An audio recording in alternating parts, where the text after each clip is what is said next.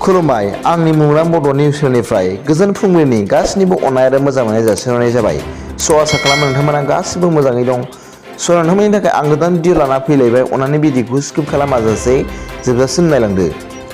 चेनेलाव गोदानबा अननानै भिडिअखौ साबस्क्राइब खालामाला आरो बेल आइकनावबो थुनानै हो, जाहाथे आं गोदान निउस आपडेट लानानै फैब्ला नोंथांनि सिगांग्रो नटिफिकेसन सौहैयो। दिनै फुंनि मोननैसो गाहाय रादाबफोरा जाबाय। सेथियाव दं इउक्रेननि प्रेसिडेन्टआ गावनि हादराव फारसे सांग्रां खालामना बुंदों दि फैगोन सप्तायाव सिगांनिख्रुइ गोख्रैसिन जानो हागौ। बिथाङा गावनि हादरनि सुबुंफोरनो फोरमायदों दि फैगोन सप्तानि गेजेराव रासियानि आर्मि हानजाफोरा सानजा रायजोआव गेदेरसिन अपारेसन खालामनो हागौ होनना बिथाङा बुंबावो।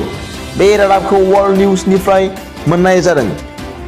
नैथियाव दं मैया आसाम पुलिसनि गोख्रों नागिरनायाव क'क्राझार डिस्ट्रिक्टनि उल्थापानि आरो सेलेखागुरिनि हाग्रा गुदु ओनसोलाव मोनसे सोरसुलुनिफ्राय मिथिना मोननानै पुलिस हानजाया मख'नाय जायगासिम थांनानै गोबां हाथियार आरो बेरफ्रुग्रा मुवाफोर जावखांना बोखांनो हायो होनना एनडीटीवी रादाब बिलाइयाव फोसावदों।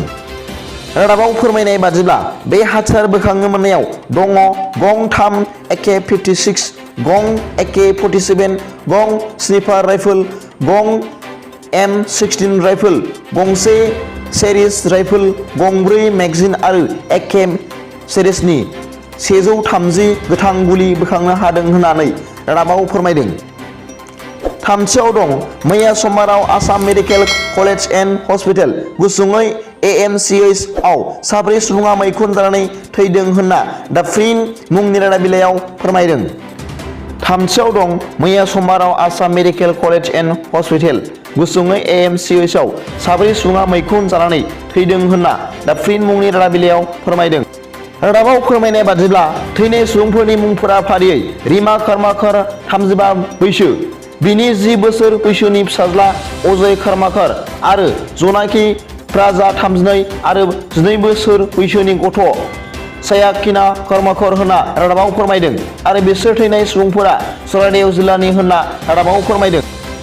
ब्रैथियाव दं डिब्रुगड़ पासिघाट जिल्लासिम थांनाय गोदान बिरखं गाथोनखौ बेखेवगोन होनना खौरां मोन्दों। ब्रैथियाव दं दिनै डिब्रुगड़ पासिघाट जिल्लासिम थांनाय गोदान बिरखं गाथोनखौ बेखेवगोन होनना खौरां मोन्दों। भारतनि गाहाय मन्त्रि नरेन्द्र मदि दैदेननाय मिरु सरकारा हादरनि गुबुन रायजोफोरजों लोगोसे सा-सानजा रायजोनि लामा दालांनि अनगायैबो रेल आरो बिरखंनि फोनांजाब राहाखौ फोजौखांनायनि बांसिन गोनांथार होदों।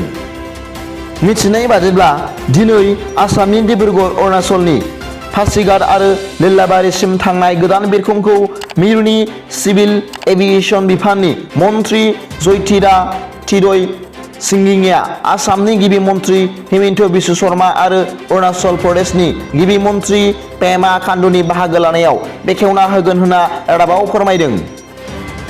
बाथियाव दं चाइना हादराव COVID-19 बेरामनि साग्लोबसारनाया बारानिफ्राय बारासिनसो जाबोदों होनना द टाइम्स अफ इन्डिया रादाब बिलाइयाव फोसावदों।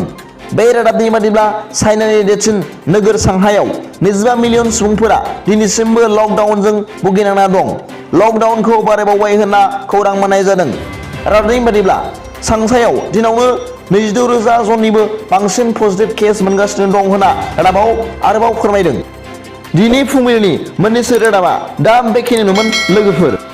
गाबोननि फुंबिलिनि रादाबाव नोंथांमोनखौ गोसो गोथारै बरायहरनाय जाबाय। गोजोन्थों।